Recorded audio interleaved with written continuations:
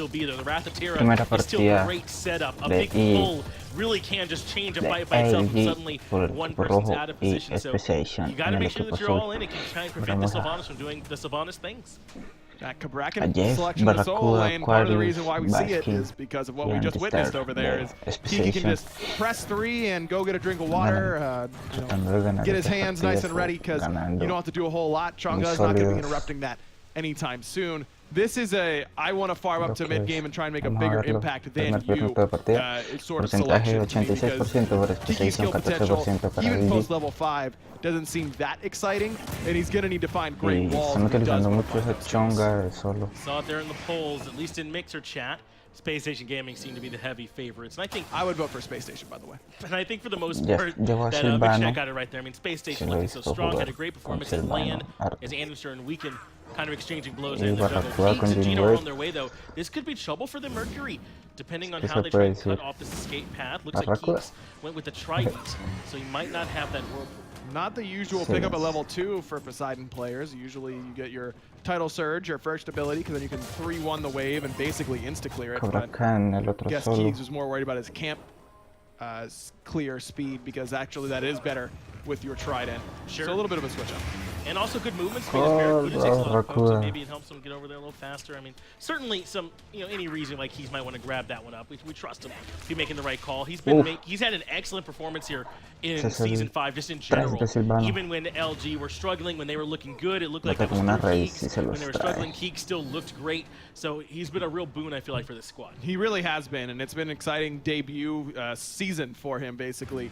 So far here in Season 5, obviously a world champion on the console side with Myth Gaming last year, and he's really shown that the console scene is catching up to the PC side, and that there are players who can definitely make that transition. Sino proved it the year before.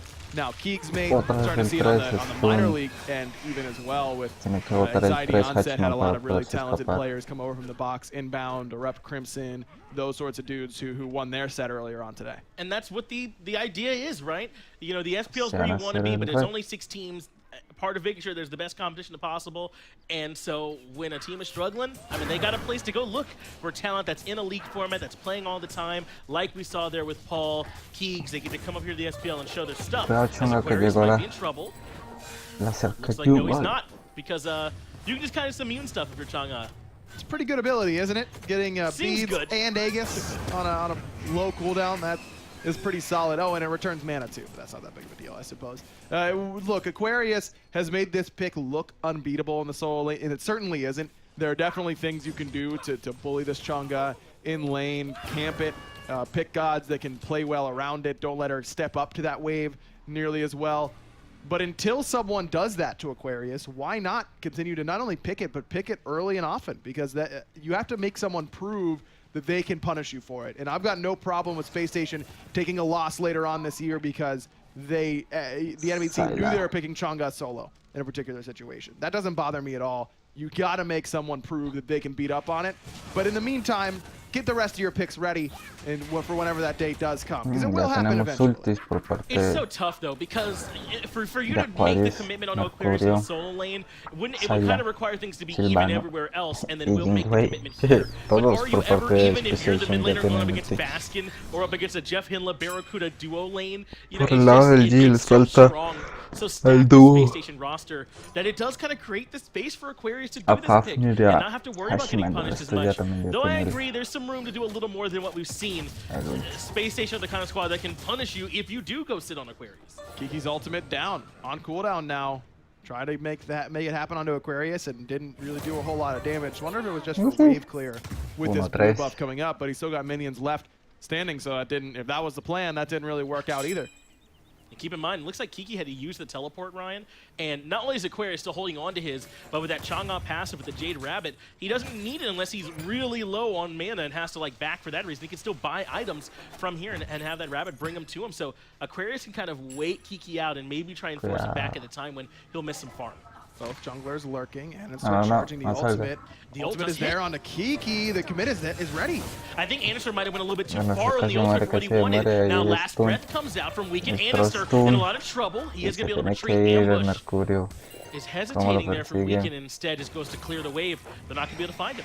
Kraken used on the rotation in the jungle to stop Baskin from getting close enough. That cost Baskin his purification beads, so good cutoff there by Keeg's mate and Gino to make sure that there is no help coming on that right-hand side. Yeah, a little bit uncoordinated there, uncharacteristically so on both sides, I would say. Andy, as you mentioned, goes too far on the Sonic Boom, way overshoots Kiki, and then the lack of purification beads makes him eat a ton of damage. Then he uses it late, and Weekend certainly could have confirmed that kill if he just pulled the trigger on the ambush a bit earlier. Jeff Hinla, though, Wrath of Terra knocks up 2. Gino jumps away. Keeg's still here, but Weekend keeps too busy on the backside, forces the ultimate out from Baskin in response. No damage, and they have to use the sprint. Space Station kind of had to run away there. Gino, that was the target, Gino, with that pull and ultimate combo from Jeff, but Baskin needs to be in the ultimate as soon as the pull goes off if he wants to make sure that he can get that kill or even the damage off, because I don't think that I'm a Monster necessarily kills there. The target should have been Keeg's mate, I believe, but Keeg's was a little bit out of range, still had the purification beads up. Good idea from Space Station. You see that a lot from this team, especially so far in Season 5, where Jeff will try and make something happen, Aninster will make something happen that requires perfect timing and precision, and it ends up not working out for them. But the thing I appreciate about this team is that they don't stop trying to go for that. Yeah. Because they do hit it occasionally, and just because they don't hit it every time doesn't mean it's not worth attempting or not worth it to use that investment in those situations. So it didn't work out for Space Station, but I like where their head's at. Yeah, that trust they have in each other, certainly there. The situation we were alluding to in solo, though, did just end up happening. Kiki had to back without the teleport a little while ago, so that might be part of where Aquarius is starting to build this little bit of a lead, because he got to back and come right back in right away, as he's now a little bit XP-wise ahead of Kiki, with Weekend over on this side of the map with him as well, and he makes the rotation. So if there is any action, it'll at least be the full 2-on-2. And Aninster, again, as soon as he clears blue, he's spending a lot of time in solo. This is something that it looks like Luminosity has identified with Space Station's patterns throughout the years. Uy, el Huracán blinde traps in de Aquarius. cerca, Nice ultimate tumpa los dos, toma para que forces Weekend and Kiki back. Aquarius needed no help there at all. That was all Aquarius, just forcing those two back by himself. And that's where this Cabrakan pick, I just don't think does enough to shut down Chang'e in the early game. She's really not that worried about the burst damage that's coming from his kit, because she can guaranteed immune at least one, the 1 or the 2 or the ultimate, and Cabrakan really needs all 3 of those to land if he wants to deal his full damage. Yeah, that wall really served more of a defensive purpose than an offensive one. I don't know if it was intentional, but it was not going to be. Andy really couldn't have ulted in and hit both of them to follow up because of that wall. I doubt that's the point. But because they try to lock in Aquarius, it does kind of lock Andy out. So perhaps inadvertently that helps out with that engagement. I'm sure they would have rather been the aggressors, but and Aquarius just kind of walks away from that one, picks up the Void Stone, as he did make the actual trip back to base this time, and he's ready to come walk back in the lane. It's a fair point that, you know, maybe that is one of the reasons we see the Cabrakan pick up. Not having a Thor or Ymir that could wall off Aninster's dash or walls or something that really hurt Mercury. Sure. And kind of a counter pick opportunity for Luminosity. They take a Bracken in the last slot. If that's another Guardian, if that's a Sobek or something like that, Weekend gets obliterated there by Aninster's ult. And Kiki likely does as well. So the Cabrakan pickup has worked out, at least in that regard. It's one way that it's helped out. He's now rotated back to the mid lane. He's lurking in the jungle, but I don't know if he's looking to try and come in and fight here in the mid lane, as Baskin says hello to Gino, but not in the nice way. Takes a good chunk of his health away, and the hammer doesn't land either. Weekend came to check for farm, nothing there, so he'll just have to retreat. Is moving now towards Aquarius, though, who's in the jungle. Blue buff is about to spawn, so good timing. As Cobra's Kiss and Last Breath are going to do good damage. Ultimate, though, lets him trade half back. Man, if Weekend hits that auto attack, Aquarius might end up dying there, because that was all 3 poison stacked on him with that Circuit passive, but Aquarius right on time with that Waxing Moon to save his own life. By the way, Aninster loses his beads coming into mid lane the way that he did in front of Keeg's mate a little bit earlier on when Baskin was poking out Gino. Something to keep an eye on. That's important. Aninster, especially if he heads over to that solo side again, and Weekend or Kiki is able to stun or able to land that Last Breath, he could certainly fall into trouble. So that's important as the blue buff gets taken away from Aquarius. Without having Aninster over there, the 2v1 that time does favor them out. Weekend forces Aquarius back. They steal away that blue buff. Early on, that's a big detriment to the Chang'e, but I mean, now that Aquarius level 11, 10 minutes in, I mean, I don't know if it's a big a deal just one by itself. No, and Jeff Hinla, we just saw it there, planted a root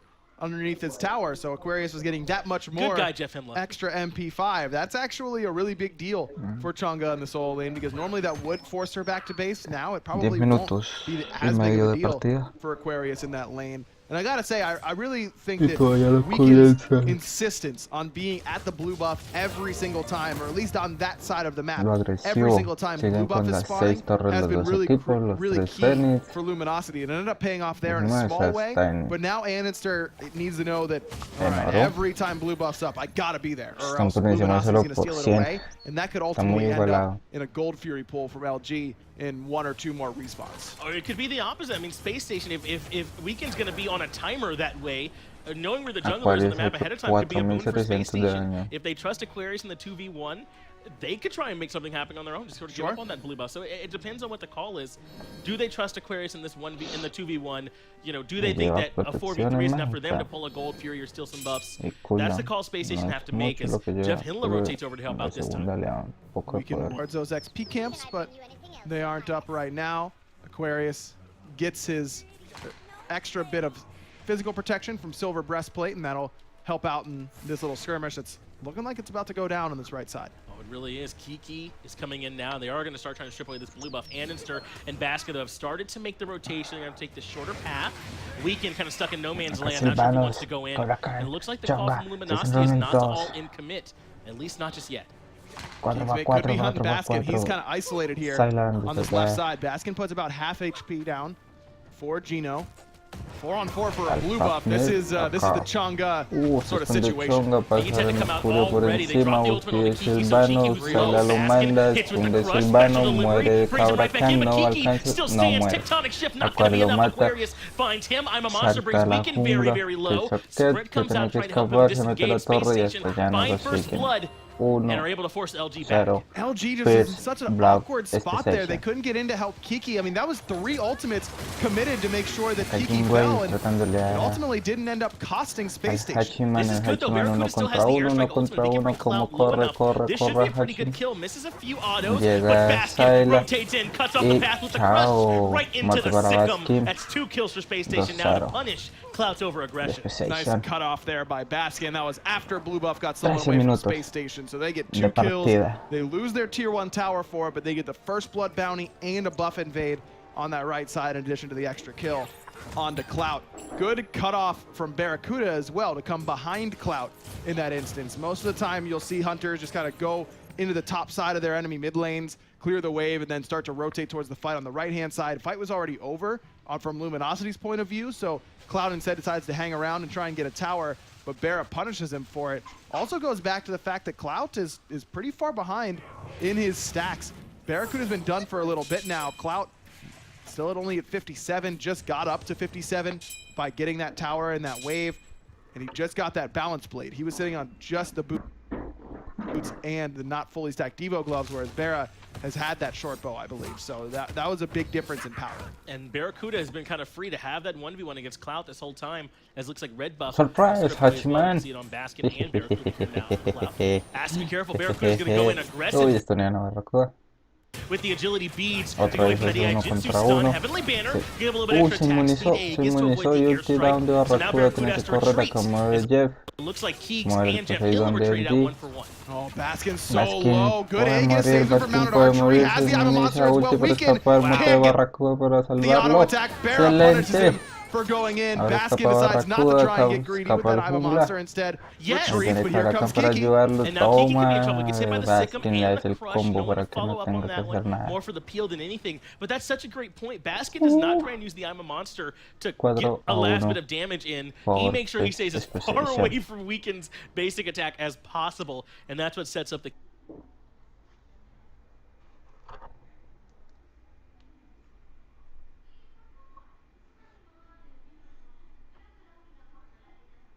Jeff Hindla will tell you that that's worth it, because that's what Jeff loves to do, is sacrifice himself for enemy kills. But it's particularly in that situation when it's mid and jungle for a support, absolutely in Space Station's favor. Now that is part of where they've given up a little bit, is that Jeff Hindla has kind of fallen behind and farmed some to Gino. Just ticked over level 10 while Gino's been there for a little while. But I think that Space Station, as you said, are happy to take that in exchange for everyone else being ahead in their directive matchup. Aquarius ahead, Andy's ahead, Baskin, Barracuda. So if it means Jeff Finland's got to be a little bit behind, then so be it. That is the most Space Station sort of XP differential you'll ever see, right? Everyone except for Jeff is ahead, and Jeff's behind. Because that's a lot of the reason why these guys can get ahead is because Jeff is not taking waves, not trying to steal farm from any of the enemy members. You can see it right here in the charts, about a 4,000 experience lead going the way of Space Station Game, about 1,500 gold as well. Luminosity, this is not something that they cannot fight into, but Space Station are just slowly building themselves up a lead, despite this continued presence onto Aquarius and that solo jungle side. It has not really netted them anything. Aquarius is 1-0-0, he's fine. As LG control the vision around Gold Fury, and they might be thinking about pulling this.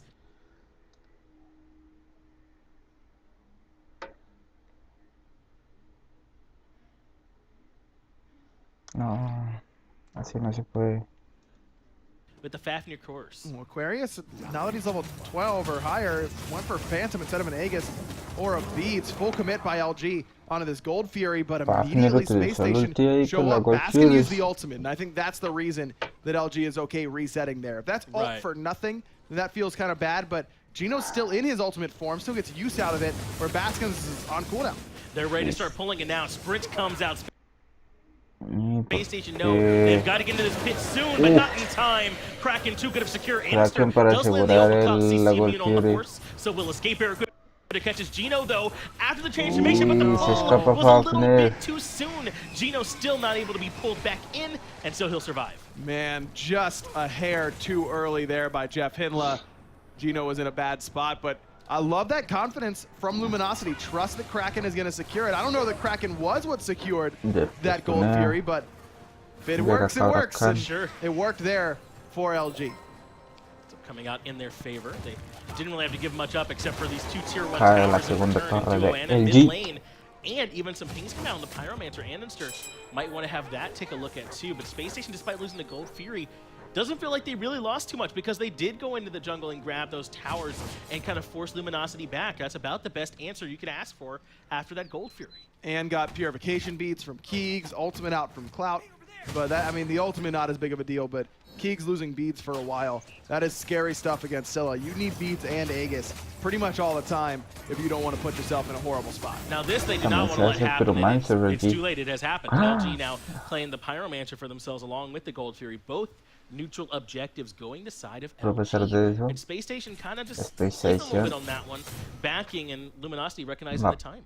Good ward coverage on both sides around objectives in particular. Luminosity has a lot of wards dotted in and around that jungle, but around the actual objectives, it's all red vision. That's Luminosity's. So that's just good identification of where we need to put our wards and what those wards actually gained LG. In that situation, the Gold Fury less so, but certainly the Pyromancer. That's just because someone decided to spend 120 gold and get an extra sentry ward. And it's helped out for them. Got them a little bit closer back towards this Space Station squad. And Space Station weren't building their leads off objective controls anyway.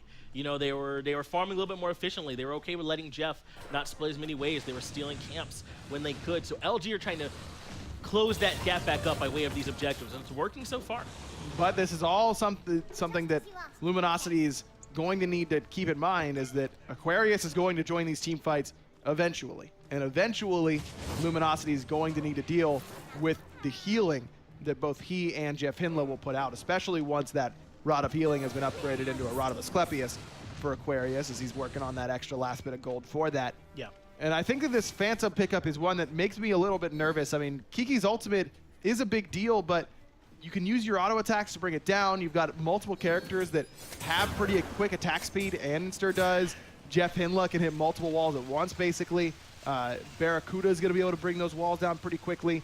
Not having beads or Aegis, I know that Chang'e has the immune in the kit, but that does worry me a little bit if I'm rooting for Space Station. It feels like more respect than has been earned as Kiki attacks fast and drops Tectonic Shift, but they pull him right back into the Wrath of Terra and into the Eye of Monster. Jeff Hinla eats the Kraken to the face. Kiki just barely survives. Aquarius did not have enough damage to bring him all the way down. Tier 1 tower, though, falls on the right-hand side, and Weaken. Blink over the wall, last breath onto Baskin, trying to take him out early, and he does. He spread it to Aquarius. That's what Weaken was trying to do. Andy going in for Keegs, made well-timed Aegis, saves Keegs from the major look. Anster should have an easy escape path out towards mid lane here, but this is something that we've seen from Clout all Season 5 long. His willingness to back and join team fights on the other side of the map, towards the solo lane, has been better than just about every other hunter, and that's what made the difference there, was Clout joining up. Also, Keegs' Kraken was excellent. A little bit of an overcommit onto the Cabrakan out of the solo lane as well from Space Station. But Keegs' Kraken got both relics out from Baskin, and then Clout's mounted archery brought everyone low enough the Luminosity win that team fight because of it. That's a great job. As you said, it's Kiki kind of forcing the collapse for everyone else. I mean, he drops the tectonic shift, and Aquarius, I mean, no one on Space Station's worried about that wall. That's why we come back to this question on the Phantom there, right? I mean, he could have gone a more selfish relic, but if he's building shell in that slot spray, I mean, does that help them there more? I don't know that it does necessarily, but keep in mind, upgraded Phantom is kind of like old shell. You get percent damage mitigation. So once Aquarius is finished off a Rod of Asclepius, I'd love to see him just upgrade that Phantom immediately and basically have a shell for his team. That also, coincidentally, will get them through Cabrakan Wall. I think that's Aquarius' thought process here. Well, hopefully that is what they end up going with. At this point, it hadn't really been too much of a problem for him, but finally, Baskin ends up taking his seat. Weekend able to find him there in that fight with the blink over the wall, and he's building a little bit safer, as Weekend here on this circuit has the Magai's Cloak already to try and get away from some of this control. See if that helps him out. Interestingly enough, it's Jeff Hinley who has the Pestilence on the side of Space Station, not yet for Luminosity. In fact, actually the mantle that's come out is Lannister goes in with the big time ultimate. Can't find really much of anyone, has to retreat. Beads, though, looks like do come out of Keeks. That's right. Andy just, the cojones on this man to just ult by himself into 3 members of Luminosity. I don't know that he knew that there were 3 in that tiny little corridor. Probably arrived and said, uh-oh, and just immediately dashed out.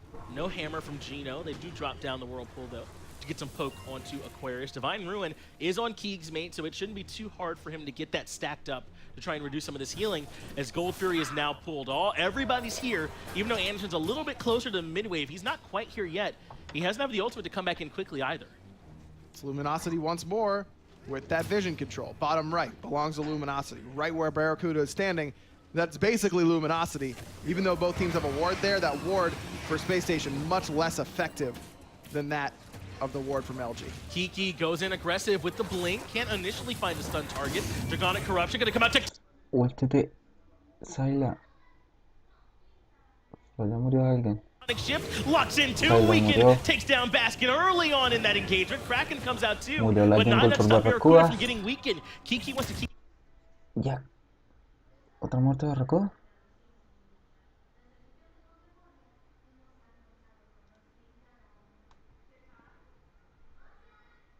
Chasing Aquarius, but on the backside, Barracuda was able to hunt down Keegs' mate, and Aquarius is just fine. Triple kill now for Barracuda as Cloud ends up falling.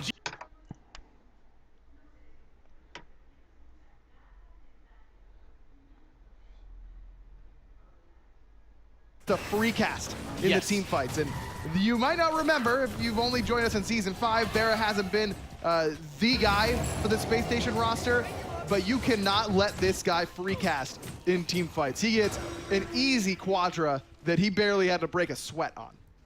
And I gotta wonder how much of that is, as you mentioned, on Kiki for chasing Aquarius towards the tail end of that fight. I mean, I like the idea, get the Chang'e out of the fight, right? Shut down the heals. But I mean, Aquarius is already on the run. I mean, I want more of your thoughts on this one, Angro, because I feel like if he could turn us back into that fight, could he not have turned that around? I don't think so. Kiki was already pretty low, and Barra has a build that is dealing plenty of damage to someone like a Cabrakan at this point of the game. Kiki was already pretty low. Barra just gets spoon-fed his quadra, possibly a penta, if Kiki goes back into Barracuda at that point. By the time that you're half HP and your damage dealers are dead, it is too late to get on top of the ADC. You have already lost that opportunity. You have to do to kill an ADC or get them out of the fight. It has to be early on while you still have a big health bar, because you will lose the prolonged trade. It's usually solo laners in tandem with extra damage from their backline, with the thorns or something like that that'll prevent the ADC from trading into you. If you're just going mano-a-mano with an ADC at this point in the game, you're losing. We saw that end up going the way of Space Station Gaming. Barracuda looking like Barracuda of old a little bit there, isn't he? Like 5-0-1 now on this Jingwei pick. A bit of a comfort pick for Barracuda that we know he really likes to play on, and they've earned themselves the Fire Giant to go along with their big kills. About a 7,000 gold lead or so in their favor as well. 6,600, 11,000 experience. This game once felt very close, and LG had started to close that gap, but Space Station have reopened it in a big way. As Andy charges up that ult, he might be ready to find a target. Phantom is upgraded now for Aquarius, so there is that shell, shell-esque relic, the shell of old, if you will, in the form of that Phantom. Space Station's playing it patient here because Barra's beads just came up off of cooldown. Now they feel like they can fight. Weekend waiting very patiently in the jungle on the left-hand side. If Space Station overcommit, he certainly could be a problem. Good crush damage on Agino and Kiki so cheeky. That'll bring them down a little bit, but it's not easy for them to siege into this tier 2 tower, at least not yet. It's already taking about half of its health, though, and I think Space Station's willing to just kind of wait it out a little bit. Weekend's starting to make his move. Now this long drawn-out fight is going to favor Space Station. The tower gets down to below a quarter HP now. Another minion wave comes in. Keemsmate is waiting. He's got the ultimate available, but they never really have a big all-in moment. Space Station's kind of whittled down that tower, and that's what Sustain can do. Space Station not going for another tier 2. They're going to try their luck at a Phoenix. This surprises me because that tier 2 was pretty hard fought. Yeah, tier 2 on the right, I think, is a safer call here for Space Station. It took them so long to break a tier 2.